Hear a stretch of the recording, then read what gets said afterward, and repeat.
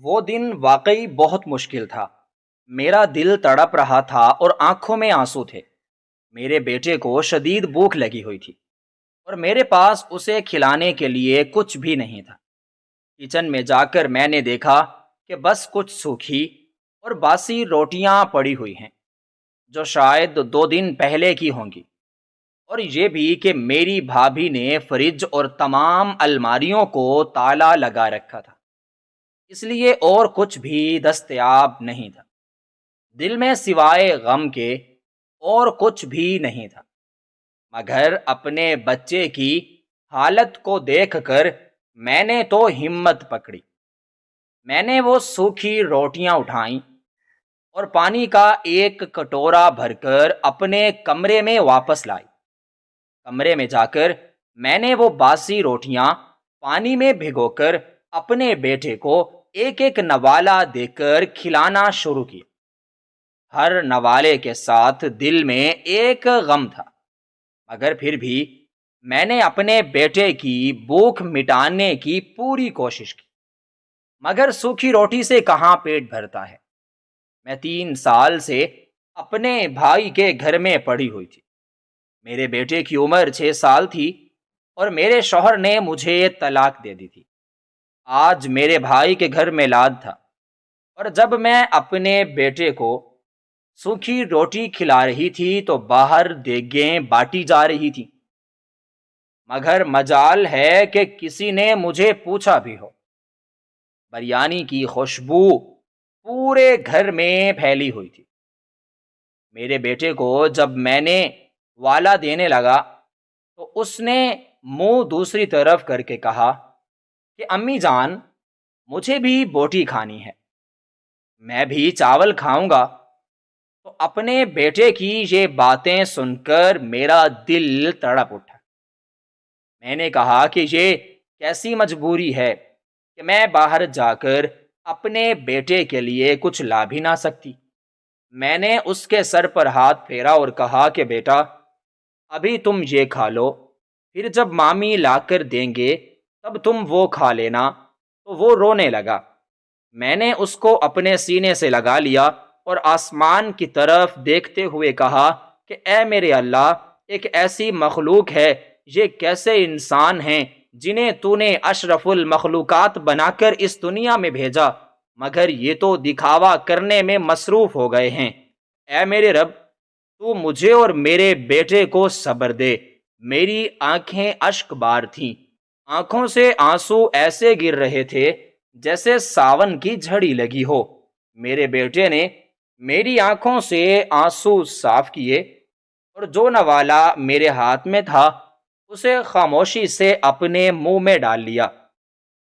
میں اس کو اپنے سینے سے لگائے بیٹھی تھی کہ اچانک سے باہر سے بہت زیادہ زور و شور کی آوازیں آنے لگی اور سب کے سب لوگ زارو قطار ہو کر رونے لگے۔ میں بہت ہی زیادہ پریشان حال ہو گئی، لیکن بھابھی نے مجھے باہر آنے سے منع کیا تھا۔ تو ایک دفعہ میں دروازے تک جا کر واپس بیٹھ گئی۔ مجھے رونے کی آوازیں تیز ہوئیں تو میں واپس اٹھی اور باہر چلی گئی۔ باہر جا کر جب میں نے دیکھا تو میرے پیروں تلے سے یوں لگا کہ جیسے زمین ہی نکل گئی، کیونکہ آج سے 3 سال پہلے جب میرے شوہر نے دوسری شادی کر لی تو مجھے رات کے اندھیرے میں سنسان گلیوں میں تنے تنہا اپنے معصوم 3 سال کے بیٹے کے ساتھ اپنے گھر سے باہر نکال دیا۔ میرا نام فریدہ ہے اور ہم 4 بہن بھائی تھے، 2 بہنیں اور 2 بھائی۔ والدین کے انتقال کے بعد میں نے ہی اپنے بہن بھائیوں کو پالا اور خود شدید محنت کر کے انہیں پڑھایا لکھایا، لیکن افسوس، جب میں نے ان سب کی شادی کر دی تو انہوں نے مجھے ہی تنہا چھوڑ دیا۔ میرے چھوٹے بھائی نے شادی کے فوراً بعد ہی اپنی بیوی کو ساتھ لیا اور وہ دوسرے ملک میں چلا گیا، کیونکہ بہن بھی شادی کر کے دوسرے ملک میں شفٹ ہو گئی تھی۔ اب پیچھے میں اور میرا چھوٹا بھائی باقی بچے تھے۔ میں نے اپنے چھوٹے بھائی رفیق کے لیے ایک جگہ بات بھی طے کی۔ انہوں نے ایک شرط رکھی کہ ہمیں بھی بدلے میں تم سے رشتہ چاہیے۔ میرے بھائی نے ضد کی کہ مجھے تو ہر حال میں یہیں پر شادی کرنی ہے، اور مجھے مجبوراً اس کے لیے اپنی بھابھی کے بڑے بھائی سے بات کرنی پڑی، جس کی بیوی کا انتقال ہو چکا تھا۔ اس سے شادی کرنی پڑی۔ شروع میں تو میں بہت زیادہ خوش تھی، میری ہر بات مانی جاتی تھی۔ جو کہ میری بھابھی کو ناگوار گزرتا، وہ اپنے بھائی اور ماں کو میرے خلاف آ کر بھڑکاتی اور کہتی کہ میں اپنے میکے جا کر اپنے بھائی سے ان لوگوں کی شکایتیں لگاتی ہوں۔ آہستہ آہستہ میری ساس میرے خلاف ہونے لگی، اور میری ساس مجھے تانے دینے لگی۔ میری خوشگوار زندگی جیسے جہنم بنتی جا رہی تھی۔ آصف بھی مجھے اب اچھا بالکل نہیں سمجھتے تھے۔ سارا دن میں اپنے گھر کا کام کرتی رہتی، اور شام میں اکثر اپنے شوہر سے مار کھاتی بنا بات کے۔ مجھے ایک بات سمجھ نہیں آ رہی تھی کہ میں آحد سے زیادہ ان کی برداشت تھی، لیکن پھر بھی وہ مجھ سے ناخوش ہی رہے۔ جب بھی کبھی میں اپنے بھائی کو ان کی بیوی کے بارے میں کچھ کہنا چاہتی، تو بھابھی منہ کو آ جاتی اور میری بولتی بند کروا دیتی۔ شادی کو 1 سال ہونے کو تھا، اور مجھے ابھی تک کوئی اولاد نہیں ہوئی تھی، مگر بھابھی کے ہاں ایک بیٹا ہوا تھا، جس کے بعد میری زندگی جہنم بن گئی تھی۔ آصف مجھے ہر وقت اسی بات کا طعنہ دیا کرتے تھے، اور میری ساس اب مجھے تعویذ، غنڈے اور بابوں کے پاس لے کر جانے لگی، جو کہ مجھے شدید ناپسند تھے۔ میری ساس زبردستی مجھے لے جایا کرتی تھی۔ جب میں آصف سے کچھ کہتی تو وہ میری بات کو مسلسل نظر انداز کر دیتے تھے۔ وہ اب ہر وقت موبائل فون میں لگے رہتے، نہ میرے پاس بیٹھتے، نہ کوئی مجھ سے بات کرتے۔ ہر وقت ہی وہ چڑچڑے ہی نظر آیا کرتے تھے۔ جب میں ان سے کچھ پوچھ لیتی تو وہ مجھے ایک زوردار تھپڑ دے مارتے، حالانکہ میرا کوئی قصور بھی نہیں ہوتا تھا۔ ایک دن میری طبیعت بہت ناساز ہو گئی، تو مجھے وہ ڈاکٹر کے پاس لے گئی۔ میری ساس ڈاکٹر نے کہا کہ میں امید سے ہوں۔ میں بہت زیادہ خوش تھی، مگر آصف کو کوئی خوشی نہ ہوئی، اور وہ مجھ پر مسلسل بدکاری کا الزام لگا رہے تھے، اور ہر وقت منہ بنائے رہتے تھے۔ اور میری ساس شروع میں تو بہت خوش تھی، مگر دن بدن اس کا رویہ بھی بگڑتا جا رہا تھا۔ مجھے کچھ بھی سمجھ میں نہیں آ رہا تھا، اور دوسری طرف میری بھابھی نے میرے بھائی کو سب کچھ اپنے نام کروا دیا۔ اب جب بھی میں اپنے بھائی جان کے گھر جاتی تو وہ مجھ سے سیدھے منہ بات نہیں کرتا تھا، اور باہر والے بھائی نے تو بالکل ہی مجھ سے رابطہ کرنا ختم کر دیا۔ میرے دن قریب تھے، اور ڈاکٹر نے مجھے بالکل بلکہ مکمل طور پر آرام کا کہا تھا، لیکن میری ساس سارا دن مجھ سے کام کرواتی، شام کو روکھا سوکھا کھانے کو دے دیا کرتی تھی، جس کی وجہ سے مجھے شدید کمزوری ہو گئی، اور میرا رنگ بھی پیلا پڑ گیا تھا۔ یہ حالت تو میری اس وقت نہیں ہوئی تھی جب میرے والدین کا انتقال ہوا، اور اب میں اپنے بہن بھائیوں کی پرورش کر رہی تھی۔ میں نے نوکریاں بھی کی تھیں۔ 13 سال کی عمر سے لے کر آج میں 30 سال کی تھی۔ اپنے بہنوں بھائیوں کو اچھا کھلایا، اچھا پہنایا۔ میں نے ان کے لیے 3 نوکریاں بھی ایک ساتھ کی تھی، مگر یہ حال نہ ہوا تھا جو حال میرا آج ایک شوہر کے زیر سرپرست تھا۔ آصف تو مجھ سے بالکل ہی بدگمان رہنے لگا تھا، مجھے اکثر بد کرداری کے طعنے دینے لگتا اور کہتا کہ یہ بچہ میرا نہیں ہے، اور میں زاروں قطار رونے بیٹھ جاتی۔ میں اس جائے نماز پر بیٹھی اللہ تعالیٰ سے یہی دعا کرتی کہ اے اللہ، میرے شوہر کو مجھ سے بدگمان نہ کرنا اور میرے شوہر کو ہمیشہ آباد رکھنا، اسے اجڑنے کبھی بھی نہ دینا۔ شاید اللہ تعالیٰ کو تو کچھ اور ہی منظور تھا۔ ایک دن صبح سے لے کر شام تک کپڑے دھوتی رہی میں، خود سیڑھیاں چڑھ کر کپڑے چھت پر سکھانے کے لیے ڈال بھی آتی تھی اور واپس بھی اتر آتی تھی۔ میری ساس پان چباتے ہوئے مجھے دیکھتی، روتی اور پھر باتیں سناتی رہتی۔ میں خاموشی سے صبر کا مظاہرہ کرتی رہتی، صرف اور صرف اپنے بھائی کے گھر کی خاطر۔ کہیں میں کچھ کہوں اور میرے بھائی کا گھر خراب ہو اور ان کے بچے ماں باپ کی علیحدگی کی وجہ سے صحیح پرورش نہ پا سکیں، بس اسی ڈر کی وجہ سے میں اپنے گھر میں جیسے جیسے گزارا کر رہی تھی۔ اور ویسے بھی میں مشرقی اور یتیم لڑکی تھی، جو چاہے جو کچھ بھی ہو جاتا، میں اپنے گھر کو بچانے کے لیے اپنی جی جان لگا دیتی۔ میں سیڑھیوں سے نیچے اتر رہی تھی کہ میرا پیر پھسلا اور میں منہ کے بل نیچے گر گئی اور مجھے شدید درد اٹھا۔ اس وقت میری ساس نے مجھے اٹھایا اور آصف کو فون کیا، مگر آصف نے کہا کہ میں بہت زیادہ مصروف ہوں اور میں نہیں آ سکتا۔ میری ساس بھی اپنا منہ بسورتے ہوئے مجھے ہسپتال لے گئی۔ اللہ تعالیٰ نے مجھے بیٹا عطا کیا جو کہ کسی شہزادے سے کم نہ تھا۔ آصف اسے دیکھنے تک نہ آیا۔ مجھے ایک جڑواں بچی بھی پیدا ہوئی تھی، جسے میری ساس نے اسی وقت مروا دیا، کیونکہ سیڑھیوں سے گرنے کی وجہ سے ڈاکٹر نے کہا کہ دونوں بچوں میں سے کسی ایک کو ہی زندہ بچایا جا سکتا ہے۔ مجھے اس بات کا کوئی علم نہیں تھا۔ میں ماں بننے والی تھی تو میری ساس نے ڈاکٹر سے کہا کہ تم ایسے کرو، بیٹے کو بچا لو اور بیٹی کو ختم کر دو۔ ڈاکٹر نے ایسا ہی کیا۔ اس بات کا علم مجھے کچھ دن بعد ہی ہوا۔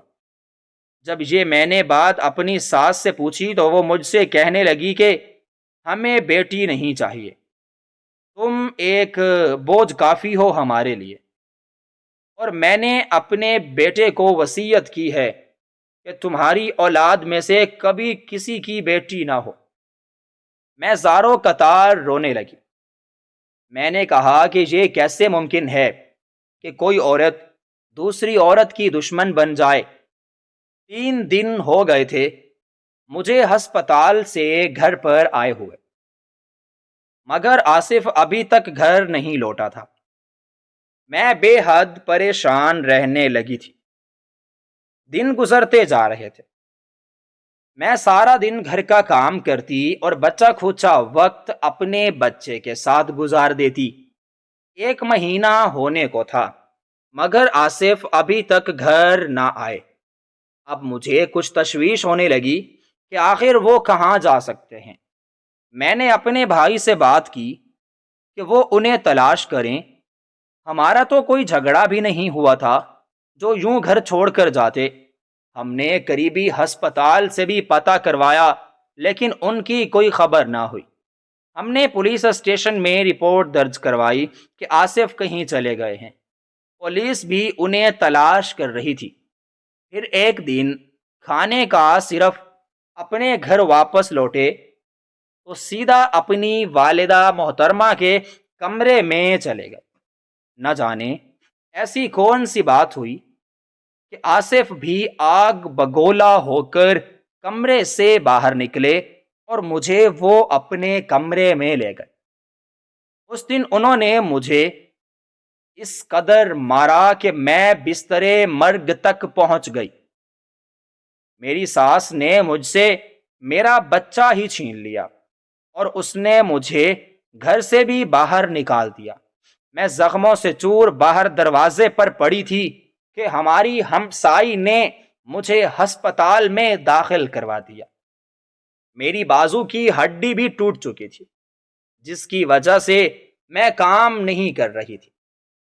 میں 10 دن تک ہسپتال میں مقیم رہی، اور وہ 10 دن میرے لیے کسی قیامت سے کم نہیں تھے، کیونکہ مجھے اپنے بچے کی بہت زیادہ پریشانی ہونے لگی تھی۔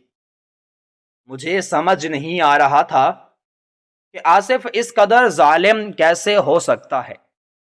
یہ شخص تو کافی رحم دل تھا، مگر میں نہیں جانتی تھی کہ یہ دولت کی ہوس نے اسے مجھ سے چھین لیا ہے۔ میں تو وہ شادی بھی نہیں کرنا چاہتی تھی، مگر مجھے اپنے بھائی کی خاطر قربانی دینا پڑی۔ 10 دن ہسپتال میں رہنے کے بعد میں واپس اپنے بچے کے پاس آ گئی۔ جب میں گھر پہنچی تو مجھے معلوم ہوا کہ میری ساس، میرا بیٹا اور آصف گھر پر موجود نہیں ہیں۔ گھر پر تو تالا لگا ہوا تھا۔ میں نے آس پڑوس سے پتہ کیا تو معلوم ہوا کہ وہ لوگ تو ضرورت کا کچھ سامان لیے کہیں چلے گئے ہیں۔ میں بے حد پریشان ہو گئی اور وہیں پر روتے پیٹتے بیٹھ گئی۔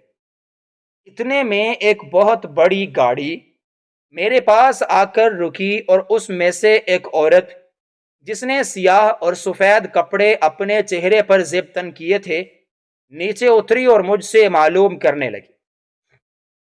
میں نے اسے ساری حال حقیقت بیان کی تو وہ مجھ سے کہنے لگی، میں تمہیں تمہارا بچہ واپس دلواؤں گی۔ میں نے آصف پر کیس کر دیا ہے کہ وہ بنا بتائے مجھ سے میرا بچہ چھین کر لے گیا ہے۔ آصف کی کورٹ میں پیشی ہونے والی ہے۔ 3 سال تک پتہ چلا، اور میں 3 سال تک اس عورت کے گھر پر رہی۔ میں اس کے گھر کا کچھ تھوڑا بہت کام کر دیتی، اور وہ اسی بنا پر میرا کیس لڑ رہی تھی، اور آخر کار کیس جیت گئی۔ آصف نے مجھ سے راضی نامے پر سائن کروا کر مجھے اپنے گھر لے گیا۔ گھر جا کر اس نے مجھ پر بے تحاشا ظلم کیا۔ 1 مہینہ میں اس کے ساتھ رہی، اور اس نے میرے جسم پر ہر ایک حصہ نوچ ڈالا۔ وہ میرے بازوؤں پر سگریٹ کے نشان لگاتا، اور اس نے میرے کیس کرنے کے تمام بدلے مجھ سے لے لیے تھے، اور میں پاگل بھی راضی نامے پر سائن کیے اس کے گھر پر واپس آ گئی۔ حالانکہ میں اس حقیقت کو جانتی تھی کہ آصف مجھے اس بات پر کبھی معاف نہیں کرے گا۔ 1 مہینے کے بعد آصف نے میرے بیٹے رفیق کو میرے ہاتھ میں تھمایا، اور رات کے 12 بجے مجھے اپنے گھر سے باہر نکال دیا۔ سنسان گلی، اندھیرا راستہ، میں اس پاس دیکھنے لگی، لیکن مجھے مدد کے لیے سوائے اللہ کے کوئی نظر نہ آیا۔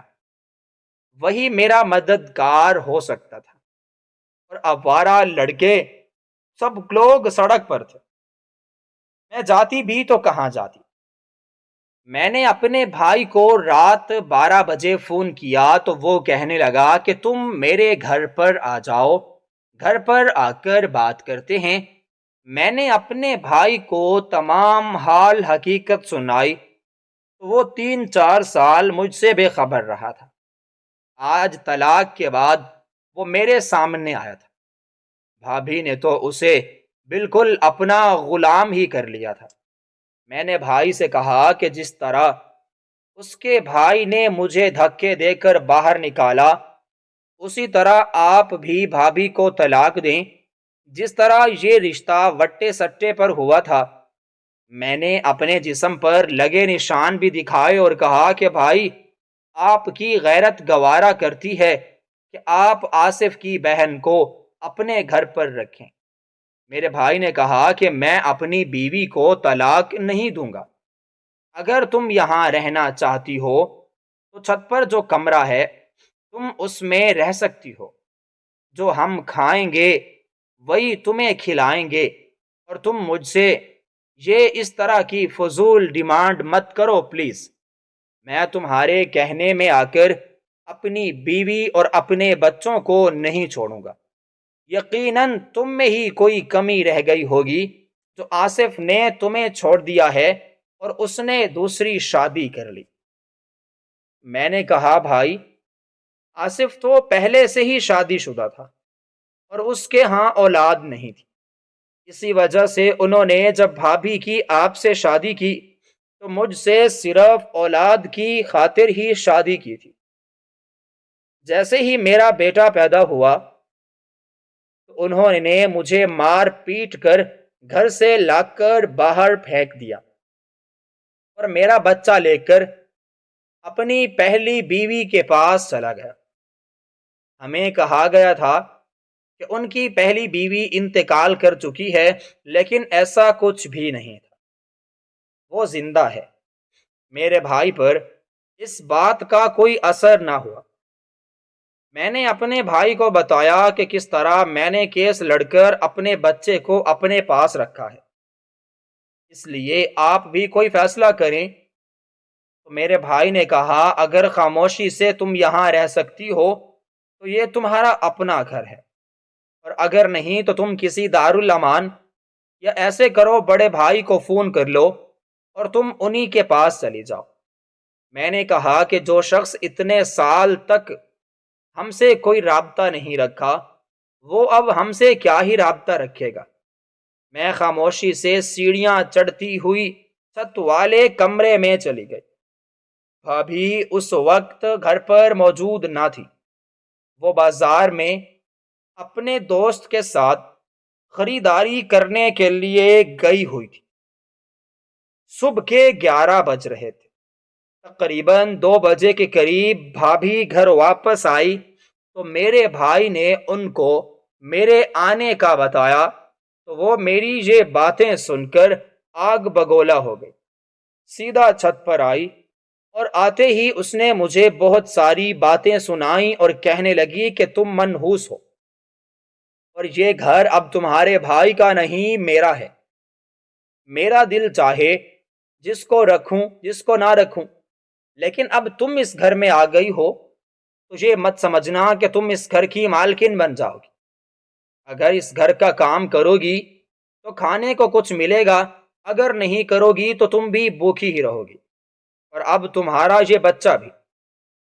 میں نے کہا کہ یہ بچہ تمہارے بھائی کا بیٹا بھی ہے۔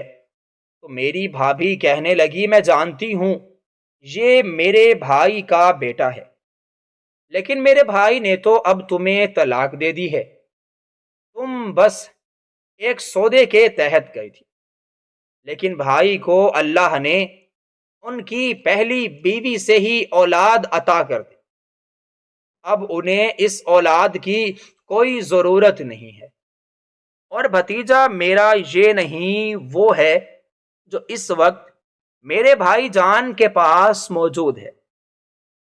اس لیے آپ اس خوش فہمی میں بالکل نہ رہیں کہ میں اسے اپنا بھتیجا جان کر اس کی تمام خدمتیں کروں گی۔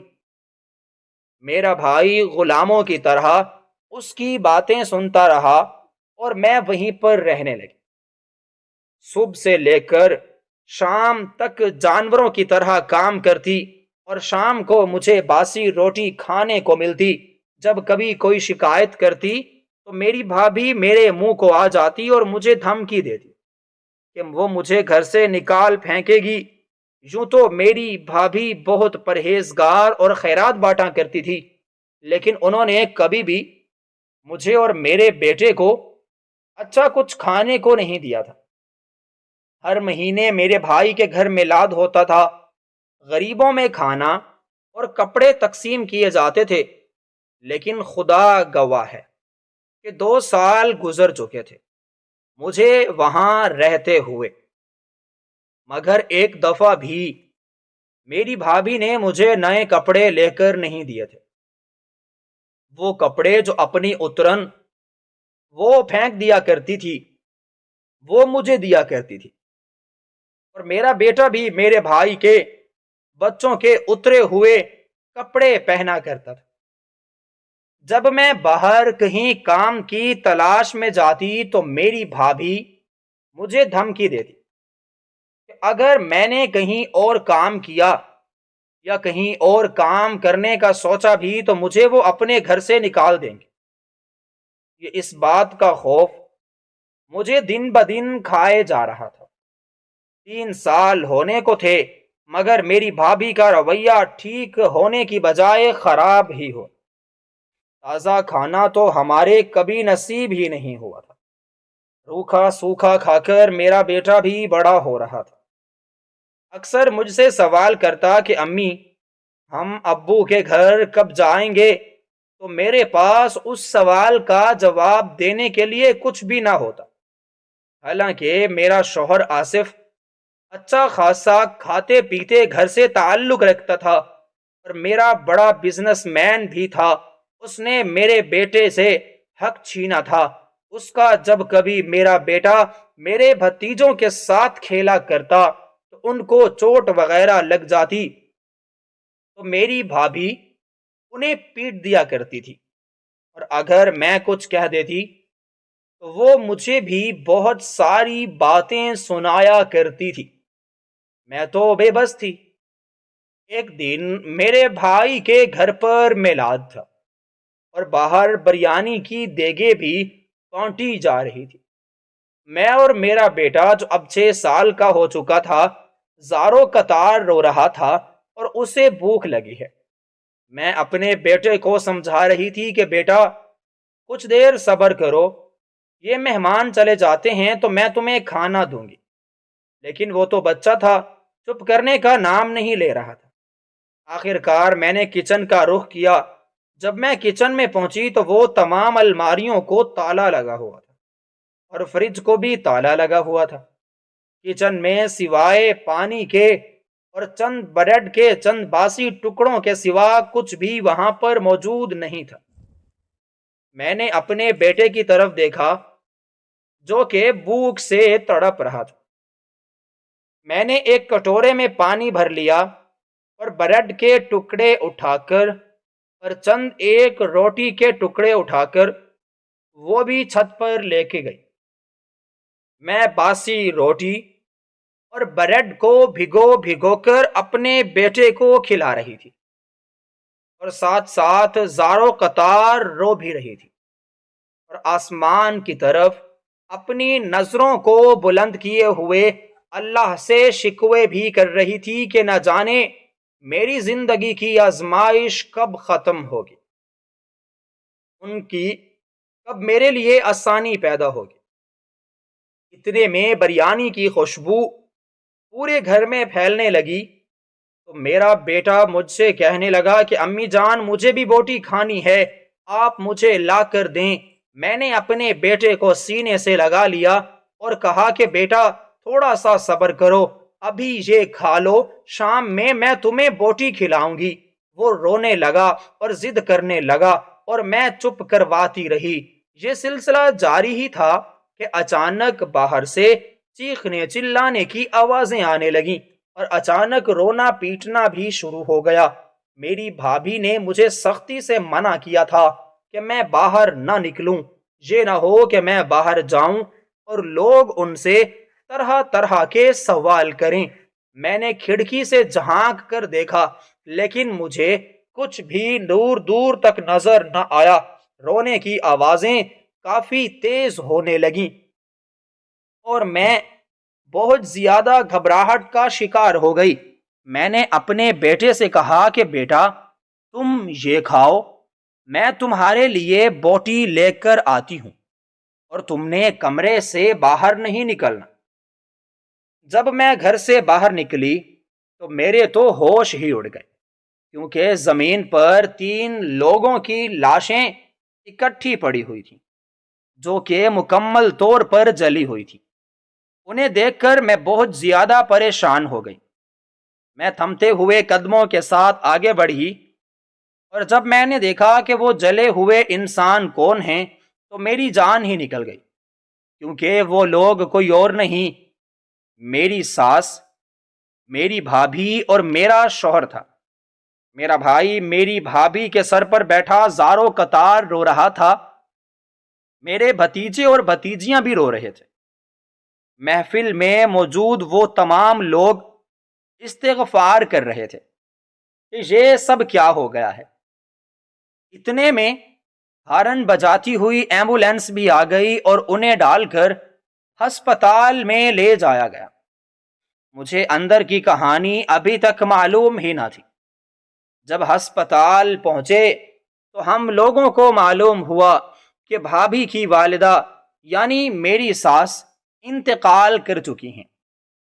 بھابھی کا تمام حصہ چہرے سمیت جل چکا ہے، لیکن ان کی جان بچ گئی، جبکہ میرے شوہر کی ٹانگیں تو پہلے ہی کٹی ہوئی تھی، ان کا کچھ حصہ بھی جھلس چکا ہے۔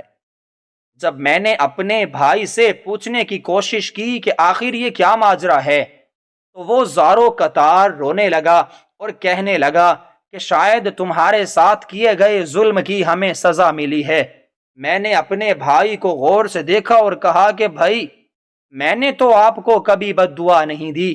تو یہ تو وہ کہنے لگا کہ اللہ تو سب دیکھ رہا تھا، مجھے سب کچھ معلوم تھا، پھر بھی میں نے اپنی آنکھیں بند کی ہوئی تھیں۔ تمہاری طرف سے تم پر جو جو ظلم ہوا، میری بیوی نے جو جو کیا، تمہارے شوہر نے جو جو کیا، اس تمام باتوں کا مجھے علم تھا، مگر میں تمہارے لیے مجھے افسوس ہے میں کچھ نہ کر سکا۔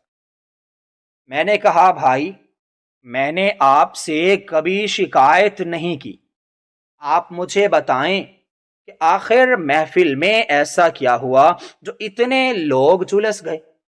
تو بھائی مجھ سے کہنے لگے کہ فریدہ، جب ہم لنگر تقسیم کرنے لگے تو نہ جانے کہاں سے آگ کی چنگاری اڑ کر قالین پر آ لگی۔ ہم تو لنگر تقسیم کرنے میں مصروف تھے اور لوگوں میں کپڑے تقسیم کرنے میں، لیکن ایک دم سے اچانک سے کہیں سے دھواں اٹھنے لگا اور تمہاری بھابھی کے کپڑوں کو آگ لگ گئی۔ ہم نے وہ آگ بجھانے کی بہت کوشش کی مگر نہیں بجھ سکی۔ اتنے میں میری ساس اور میرا شوہر آصف بھی آ گئے۔ وہ لوگ بھی مجھ سے معافی مانگنے آئے تھے، مگر تمہاری بھابھی انہی کی طرف دوڑ پڑی، جس کی وجہ سے وہ بھی آگ میں جھلس گئے۔ تمہاری ساس کا تو فوراً ہی انتقال ہو گیا، جبکہ آصف اور تمہاری بھابھی بچ گئے۔ میں نے کہا بھائی، یہ آصف، اس کی ٹانگوں کو کیا ہوا؟ تو میرے بھائی نے مجھے بتایا کہ جس دن آصف نے مجھے گھر سے باہر نکالا تھا، ٹھیک ایک ماہ بعد آصف ایک ضروری کام کی وجہ سے کنسٹرکشن سائٹ پر گیا اور وہاں پر ایک بہت بڑا سریا اس کے اوپر آ گرا۔ وہ تو پہلے سے ہی شوگر کا مریض تھا، جس کی وجہ سے اس کا وہ زخم 1 سال تک ناسور بنا رہا اور وہ اس کے پورے جسم کے اندر پھیلنے لگا۔ ڈاکٹر نے بتایا کہ اگر جلد از جلد ان کی ٹانگیں نہ کاٹی گئیں تو ہو سکتا ہے کہ ہمیں ان کے جسم کو جگہ جگہ سے کاٹنا پڑے، تو بہتری اسی میں ہے کہ ان کی ٹانگیں جو ہیں کٹوا دی جائیں۔ زخم کے ناسور بننے کی وجہ سے اس کی ٹانگیں کٹ گئیں۔ گھر آ کر اس کی بیوی نے اسے قبول نہیں کیا۔ اس کی تمام جائیداد، زمینیں، سب کچھ تو وہ پہلے ہی بکوا چکی تھی اور کچھ اپنے نام کروا چکی تھی۔ اس نے اپنے بچوں کے لیے اور چلی گئی۔ گھر میں فاقوں کی نوبت آ گئی تھی، کیونکہ تمہاری ساس کی طبیعت بھی اب کچھ ناساز رہنے لگی تھی۔ انہوں نے مجھے فون کیا کہ میں تمہیں یہ سب بتاؤں اور وہ تم سے معافی مانگنا چاہتے ہیں، اور میں ایسا کرنا چاہتا تھا، لیکن تمہاری بھابھی نے مجھے یہ سب کرنے سے روک لیا اور کہا کہ میں تمہیں کچھ بھی نہ بتاؤں۔ اگر میں نے تمہیں کچھ بھی بتایا تو شاید تم یہاں سے چلی جاؤ اور ہماری مفت میں ملی ہوئی کام والی بھی ہم سے کہیں دور چلی جائے۔ یہ باتیں سن کر مجھے اپنے بھائی پر بہت زیادہ غصہ آ رہا تھا کہ کوئی بھائی اس قدر ظالم بھی ہو سکتا ہے۔ جو بھی تھا، میں بھائی کی بڑی بہن تھی اور میں نے اسے اپنے بیٹوں کی طرح پالا تھا۔ میرے شوہر آصف کی بیوی سب کچھ لے کر فرار ہو چکی تھی اور کچھ ہی دن بعد اس نے خلا کا نوٹس بھی بھیج دیا تھا۔ میرا بھی اب آصف سے کوئی تعلق نہیں تھا۔ آج آصف اور اس کی ماں مجھ سے معافی مانگنے آئے تھے، مگر اللہ کے عذاب کی گرفت میں آ گئے۔ بھابھی بھی مکمل طور پر جھلس چکی تھی، جو کبھی اپنی خوبصورتی پر اتنی ناز کیا کرتی تھی اور اپنی دولت پر آج کچھ بھی ان کے کام نہیں آ رہا تھا۔ میرے بھائی نے پانی کی طرح پیسہ بہایا، مگر بھابھی ٹھیک نہیں ہوئی۔ میں نے آج سے ان کو دل سے معاف کر دیا اور اپنے بھائی کے گھر پہ ہی رہنے لگی۔ میرے بھائی نے مجھے معاف کیا اور اس گھر میں موجود میرا حصہ مجھے دے دیا۔ میں نے درمیان میں ایک دیوار کھڑی کی اور میں نے اپنے بیٹے کو پڑھایا لکھایا، اسے قابل بنایا۔ وہ 6 سال کی عمر کے بعد سکول میں داخل ہوا۔ میرے بیٹے نے دل لگا کر پڑھائی کی۔ میں اپنے بھتیجوں اور بھائی کا بہت زیادہ خیال رکھتی، یہاں تک کہ میں اپنی بھابھی کی بھی اچھے سے دیکھ بھال کیا کرتی تھی۔ میری بھابھی کا وہ حسن، وہ چہرہ واپس تو نہیں آیا تھا، مگر اب ان کی طبیعت پہلے سے بحال تھی۔ آصف کو بھی اولڈ ہوم بھجوا دیا گیا۔ اب میں خوشحال زندگی گزار رہی تھی۔ میری تمام تکلیفیں دور ہو چکی تھیں۔ میرے بیٹے نے اتنی محنت کی کہ وہ اسکالرشپ پر ملک سے باہر پڑھنے کے لیے چلا گیا۔ میرے بھائی نے بھی میرا خیال رکھنا شروع کر دیا تھا اور بھابھی بھی ندامت کے آنسو لیے ہر وقت روتی رہتی، کیونکہ اب کام کرنے کے قابل نہیں تھی۔ وہ ہر وقت چارپائی پر ہی لیٹی رہتی، کیونکہ اٹھنا اب ان کے لیے محال تھا۔ ہم نے میری بڑی بھتیجی کی شادی کر دی اور کچھ ہی دنوں بعد میرا بیٹا بھی واپس آیا۔ اسے پاکستان میں انجینئر کی ایک بہت بڑی نوکری مل گئی۔ میرے تمام غم دکھ سب دور ہو چکے تھے۔ میرے شوہر، میری بھابھی، میری ساس اور میرے بہن بھائیوں نے جو کچھ بھی میرے ساتھ کیا تھا، میں نے ان کو دل سے معاف کر دیا تھا۔ یہ ان سب کا ظرف تھا، یہ میرا ظرف تھا۔ میرے بیٹے نے میری چھوٹی بھتیجی سے شادی بھی کر لی، جو کہ میری بہت زیادہ عزت کیا کرتی تھی، اور میرے بیٹے نے میرے تمام غموں کا مداوا کر دیا۔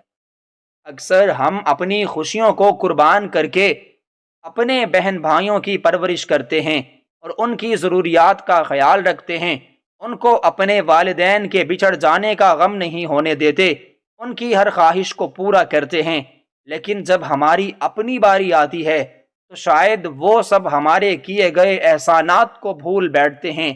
اور میرے ساتھ بھی کچھ یوں ہی ہوا تھا کہ جن بہن بھائیوں کو میں نے آسائشیں مہیا کی تھیں، انہوں نے مجھے بدلے میں سوکھی روٹی اور پانی کا ایک کٹورا ہی دیا۔